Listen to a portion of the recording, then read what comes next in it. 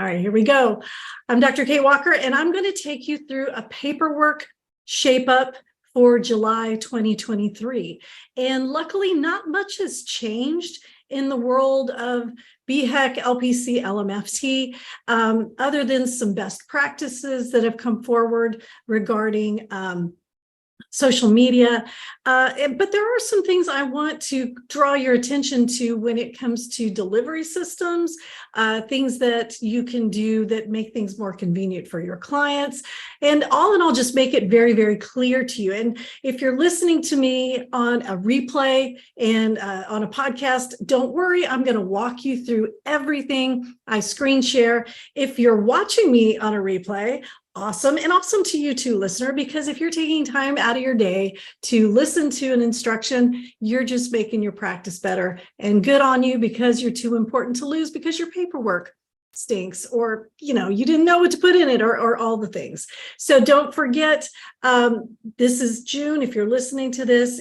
So for us right now in real time, it's June, and next week we will have a webinar with the amazing attorney / LPC supervisor Laurel Clement, and she's going to be taking your questions. It's going to be awesome, because I know when we get an attorney on a webinar, we just want to ask them all the questions. So if today brings up questions, jot them down, and you can post them in Texas Counselors Creating Badass Businesses, or you can come to the webinar, or if you're listening to this on a replay, I can bet you that Kate Walker Training is offering a webinar that will address it.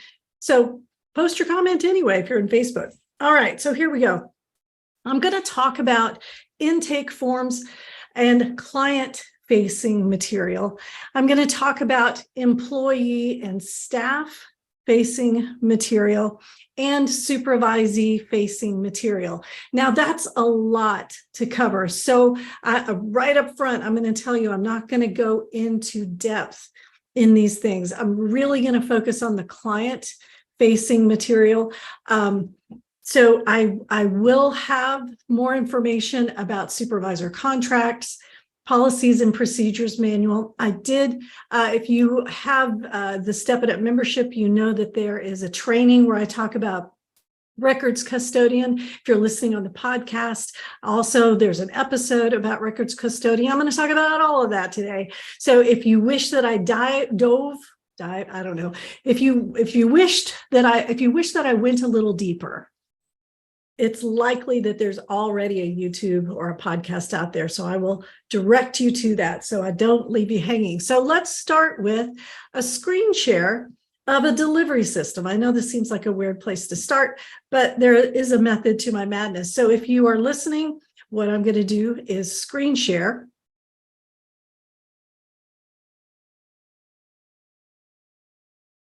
And I'm going to take you into the back office of something called JOT forms.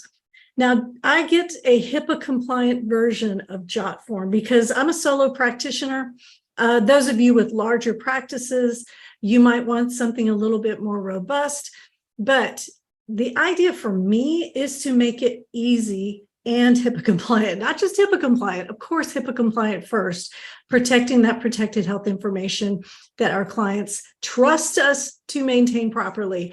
So I want to show you this because in the back office, you can see how I create the forms that then go to my clients. My practice is completely virtual. So it's really important that I have a way for my clients to view the forms they need to that they need to view, assign them easy, right? Not have to print it out and sign it and scan it and email it and all that good stuff. And also I use a HIPAA compliant email system. So the service agreement and consent to treat is what I'm going to draw your attention to for this training today. And it looks like almost like a Google form, right? If you are familiar with Google Workspaces or Google Apps, you're familiar with Google Forms. And so I feel like for my clients, there is a bit of recognition here. It's like, oh, I know how to do this. So the service agreement and consent to treat, I designed this in the back office. It's really easy to do when I want to create a form. There have tons of templates lots of ways to design this, but so I'll show you how I did it with the client name. And of course, the little star means you have to fill that out. I wanted to know if the person completing the form is the client, if they're over 18, the name of the family member completing it. If it's for a minor client, personally, this is outdated. I don't take minor clients anymore. I'm a marriage and family therapist and a licensed professional counselor. That just was a choice that I made during COVID to stop seeing minor clients. But I still have the information here. If there is a custody agreement, JotForms allows me to pull a widget into this form so people can upload that document here. And I also want to know if other family members will be attending the first session. I know there are a lot of ways to do this, and people have consultation forms, et cetera, et cetera. I want a service agreement for everybody. That's just my theory. That's how I operate. If you come to counseling, I'm not going to treat you as a bystander. I'm going to treat you as part of the process. And I get an emergency contact name and phone number.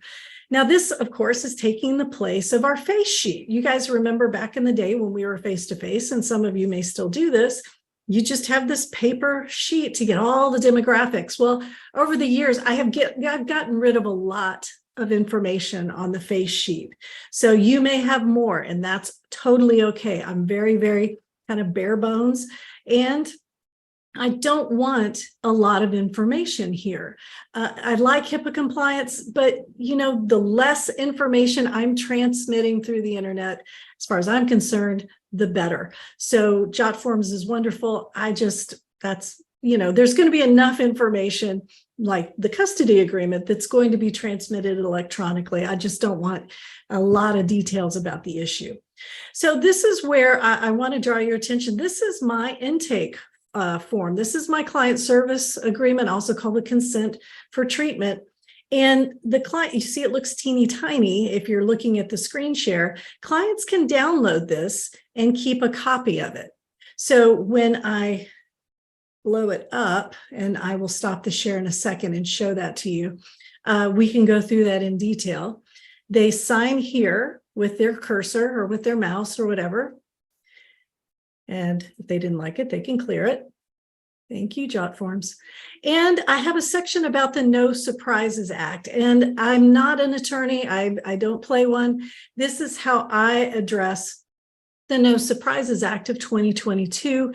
And I help my client understand how I meet the criteria set forth in the No Surprises Act. I give them a link to go to the No Surprises Act webpage, and I let them know that their signature below indicates they understand how we comply with the No Surprises Act and that we made the health information privacy rights available to them here. So again, this is just a widget in JotForms where people can upload things. I chose to go to the HIPAA website and download a PDF that explains health information and privacy rights. And I think they have this brochure in several languages. So I upload this, folks can download it.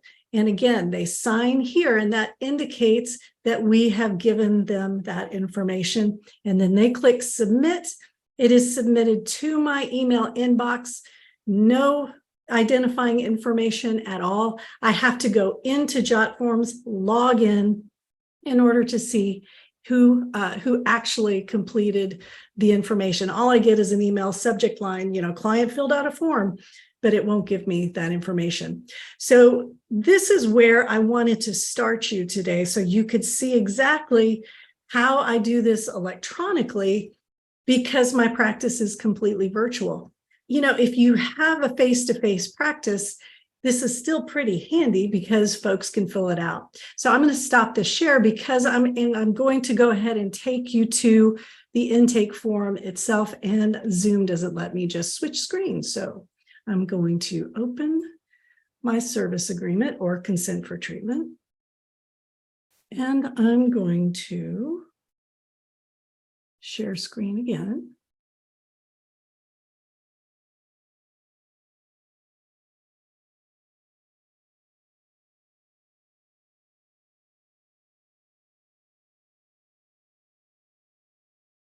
Okay, so this is a PDF, and I actually just downloaded what I have in Jot forms because I wanted to see if it was updated. You guys think I do this for you? I do this for me. I do this so I can make sure all my paperwork is up to date. And I hear from you guys. If you guys see something that's misspelled, or if you're like, hey, Kate, things have changed, I hear from you. And I really appreciate that, because when I show you guys these things, it's to the most recent laws that I've heard of.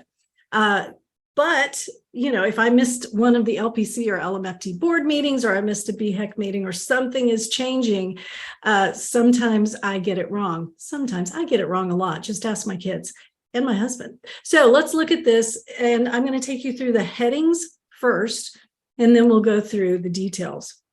So the headings are going to be counseling services, meetings, fees, which includes my policy on changes and cancellations, in court testimony, how to contact me, emergencies, my social media policy, the limits of confidentiality,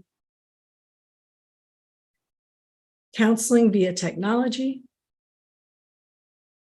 professional records, which we'll go into that a little bit more in depth, my death or incapacity statement, and client rights regarding privacy and HIPAA, minors and parents, and then finally, the updated notice to clients. Now, if you have not updated this, this has been around now for, I believe, 2 years. Once BHEC got their website up, this is where folks can contact BHEC if they're filing a complaint. If you still have your old LPC or LMFT information, you got to get that changed. So I'm going to scroll back to the beginning. And I'm not going to spend a lot of time on counseling services. This just honestly, it hasn't changed for me in years, because I haven't changed my theory. This is still how I view counseling, as far as what it can do, what it cannot do, about how many sessions they can expect, the fact that it's an investment of time and money. So I expect all of you to have your own personal statement regarding counseling and what your clients can expect. Meetings, again, this goes back to my theory. This is how I view what better looks like and the work I feel like I'm able to do. This is really one of those touchy areas. You've got to really look inward, but also if you take insurance, if your theory is a longer process, that's okay, right? You just want to make sure it's very clear here. The professional fees, right here, you can see my fee per hour, changes and cancellations. This is so important. I actually have a whole module of the regarding this in the Badass Basics course. I think I've done another just standalone training about having a fair late cancel no-show policy and making sure that your clients understand that. Now, for me personally, if you've been in any of my courses before, you know that I don't believe in charging a late cancel no-show before the first session. Yes, I know they've already completed the paperwork electronically. It's just not something I feel comfortable doing because I don't feel like they're my client yet. Once you're my client and we've had a conversation and I'm able to clear up any misunderstandings, then okay. And you do you. If you want to give them one strike, if you want to give everybody a freebie, that's absolutely on you, but put it in writing. This hasn't changed regarding laws or rules or anything like that. As far as just know that if I hear about folks changing their fees, and I see that all the time on threads, people will say, well, it's time for me to increase my fees. If you change your fees on existing clients, you have to amend this in writing. They have to fill out paperwork. You can't just raise someone's fees without giving them the opportunity to consent to that. So make sure any amendment that you do to your paperwork, you send your client the opportunity or the paperwork so they can agree or disagree. I talk about court testimony. So this is another thing I want to clarify. If you get a subpoena, you have to go. There's not like, well, they haven't paid me yet, so I'm not showing up to court. Yeah, it's not like that, at least not in Texas. So if you are subpoenaed, you will be compelled to do whatever they say you have to do. Again, I'm not an attorney. You would want to consult your attorney or your malpractice insurance or your professional organization. But if you work with high conflict families or you work with a couple that's on the brink of divorce, this is really important. You may want to get a retainer up front. You may want your clients to understand that if you are subpoenaed, you will use the credit card information on file to have that hourly rate taken. So again, consult with your own attorney and your own malpractice insurance and have the conversation, right? Explain to your clients, especially if they've told you up front that this may turn into a court case, you can let them know your fees. Contacting me. Now, this is personal. This has nothing to do with rules. And there is a rule in our code of ethics regarding client abandonment. You want to make sure that your client knows what to do in an emergency, especially if you're like me and you're like, hey, don't contact me during an emergency. Contact 911, right? There are other helplines available out there if you are in the middle of a crisis. And so I let my clients know right off the bat how to contact me when I'm available and when I'm not available.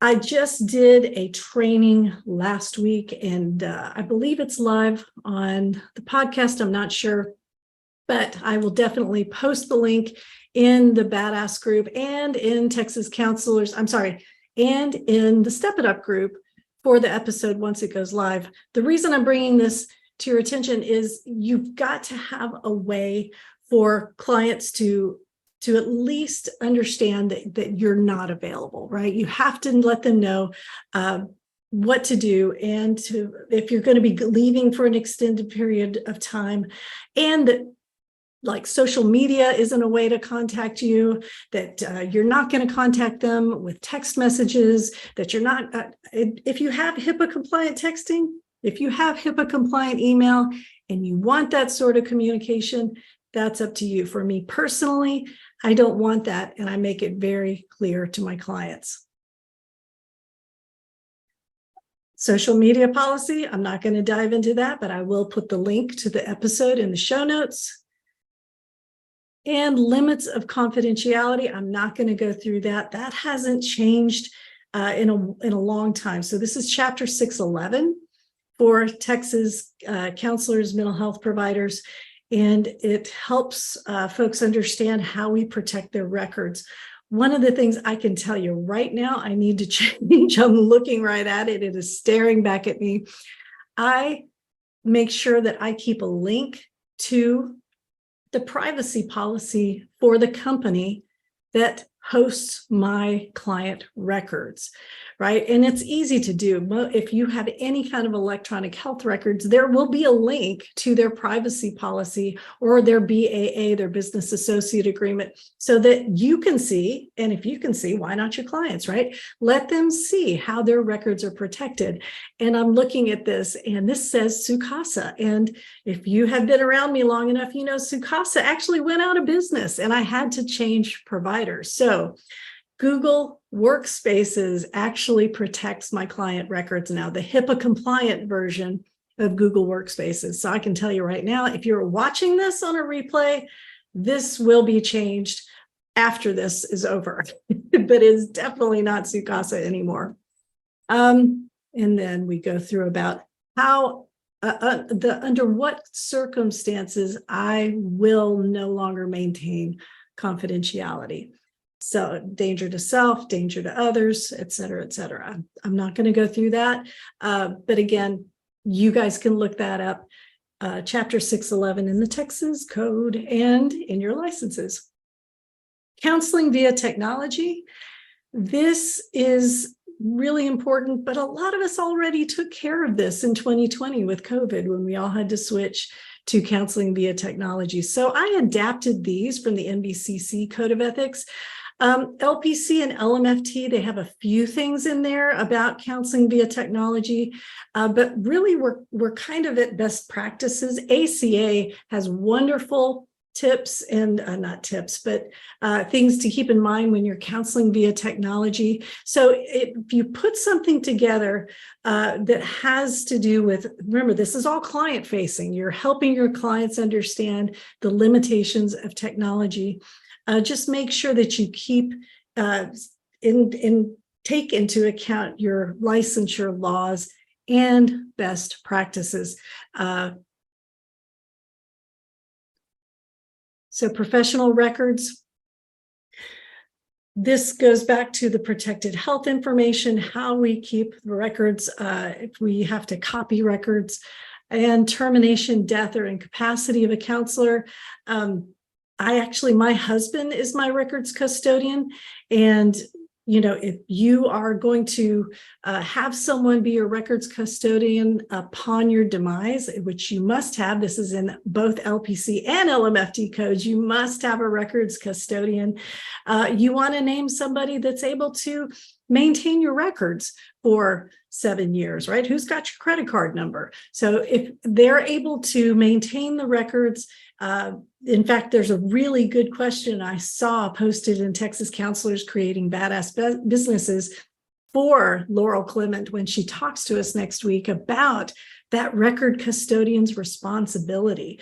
Do they have to keep the records for the full 7 years? When can they destroy them? How can they destroy them, right? So there are a lot of gray areas here, and making sure that you have that in your paperwork is important.